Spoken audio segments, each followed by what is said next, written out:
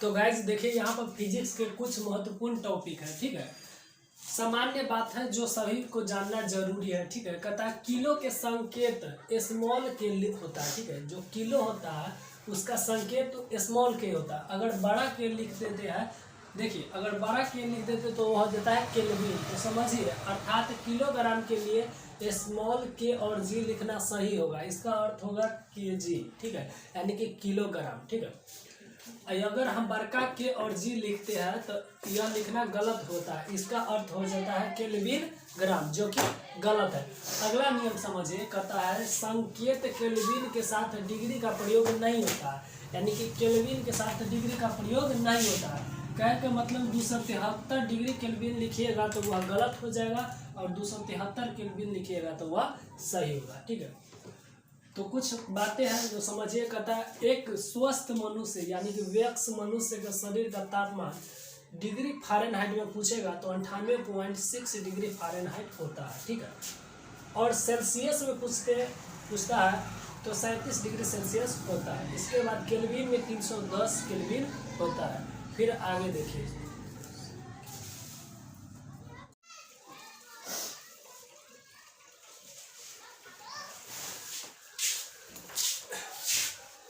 तो गाइस यहाँ पर समझिए दाब यानी कि प्रेशर क्या होता है, प्रेशर के बारे में समझिए। देखिए तो हम किसी भी वस्तु पर बल लगाते हैं, ठीक है। अगर हम इस मार्कर से इस बोर्ड पर बल लगाते हैं तो इसका जितना क्षेत्रफल होता है उतना जगह पर बल लगाता है। अगर हम मार्कर को पलट के बल लगाते हैं, यहाँ पर बल लगाते हैं, तो मार्कर के जितना क्षेत्रफल उतना पर बल लगाएगा। तो देखिए दाब क्या होता है कि प्रति एकांक क्षेत्रफल पर लगाए गए बल ही दाब कहलाता है। प्रति एकांक क्षेत्रफल पर लगने वाला बल क्या कहलाता है, दाब कहलाता है। और दाब का एसआई मात्रक पास्कल होता है। दाब का एसआई मात्रक पास्कल होता है, जिसे पीए से सूचित किया जाता है, ठीक है। अतः दाब बराबर हो गया बल बटा क्षेत्रफल। तो बल का एसआई मात्रक होता है न्यूटन और क्षेत्रफल का मात्रक होता है मीटर स्क्वायर, यानी कि हो गया न्यूटन पर मीटर स्क्वायर, या इसे न्यूटन पर मीटर इस प्रकार भी लिख सकते हैं, ठीक है।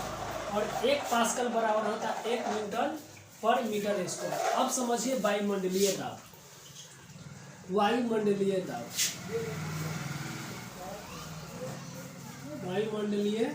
दाब, तो वायुमंडलीय दाब क्या होता है, वायुमंडल में उपस्थित वायु के द्वारा जो दाब लगता है उसे वायुमंडलीय दाब कहते हैं। वायुमंडल में उपस्थित वायु के द्वारा जो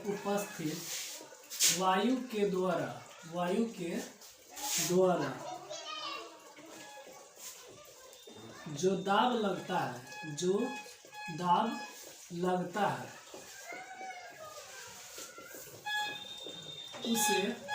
लगता है उसे वायुमंडलीय दाब कहते हैं। उसे वायुमंडलीय दाब कहते हैं। देखिए वायुमंडलीय दाब का एसआई मात्रक क्या होता है,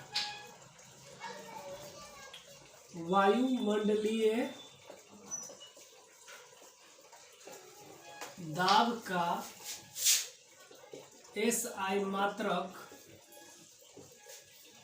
बार होता है, ठीक है। बार होता है, एक और मात्रक होता है तथा अन्य मात्रक एटमोस्फियर होता है, ठीक है। एटमोस्फियर होता है, जिसका संकेत एटीएम होता है। देखिए वायुमंडलीय दाब, वायुमंडल में उपस्थित वायु के द्वारा जो दबाव उत्पन्न होता है उसे वायुमंडलीय दाब कहते हैं। और इसका एसआई मात्रक बार होता है, एक अन्य मात्रक एटमॉस्फेयर होता है, जिसका संकेत एटीएम होता है, ठीक है। देखो अंकित प्रश्न, ठीक है। कहता निम्नलिखित तापमानों को सेल्सियस में बदलना, ठीक है। तो केल्विन में सवाल दिया, इसको सेल्सियस में बदलना है। तो देखो हल, हम जानते हैं कि 0 डिग्री सेल्सियस बराबर होता है 273 केल्विन, लगभग ठीक है। वैसे तो अप्रॉक्स मानोगे तो 0 डिग्री सेल्सियस बराबर होता है 273.15 केल्विन, ठीक है। लेकिन हमको सवाल बनाने के लिए लगभग में लेना। 0 डिग्री सेल्सियस बराबर कितना होगा 273 केल्विन। 0 डिग्री सेल्सियस बराबर, सेल्सियस में पूछेगा 0 डिग्री सेल्सियस है तो केल्विन में कितना हो जाएगा 273। 0 डिग्री सेल्सियस बराबर 273 केल्विन। तो यहाँ पर देखो एक नंबर 300 केल्विन है, 300 केल्विन है, तो इसको सेल्सियस में बदलना है तो 300 केल्विन में से 273 केल्विन घटा देंगे, ठीक है। यानी कि 300 में से 273 घटाने के बाद वो कभी में बदल जाएगा डिग्री सेल्सियस में। घटा दो तो कितना हो जाएगा 27 डिग्री सेल्सियस। कितना हो जाएगा 27 डिग्री सेल्सियस। और दूसरा का सवाल देखो कितना दिया 573 केल्विन। 573 केल्विन दिया तो फिर 573 में से 273 घटा लेंगे, आ जाएगा डिग्री सेल्सियस में, ठीक है। घटाओ 3 में से 3 गया 0, 7 में से 7 गया 0, 5 में से 2 गया 3, तो 300 डिग्री सेल्सियस, ठीक है, बन गया। अगला सवाल देखो 2 नंबर कहता है निम्नलिखित तापमानों को केल्विन में बदलिए, ठीक है। वहां पर सेल्सियस में बदलना था, यहाँ पर केल्विन में बदलना है, ठीक है। तो देखो यहाँ पर वही बात लिखेंगे कि हम जानते हैं कि 0 डिग्री सेल्सियस बराबर 273 केल्विन लगभग में, ठीक है। तो यहाँ पर दिया है सवाल में ए नंबर 25 डिग्री सेल्सियस।